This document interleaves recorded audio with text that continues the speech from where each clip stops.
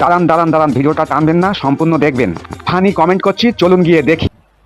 মধু কৈটব বিধাত্রী বড়দেব জয় জয় দেবী চরাচর সারে কুচশিষ ভূত মুক্তাহারে বিনা পুস্তক রঞ্জিত হস্তে 1149 के महंगा गैस में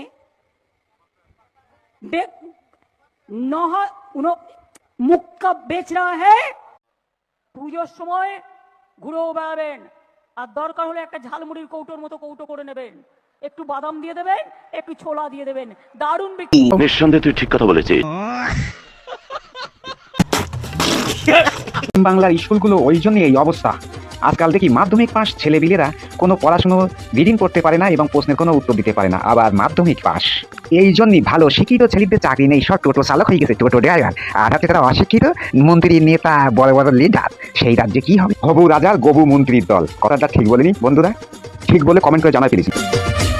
বলেন কি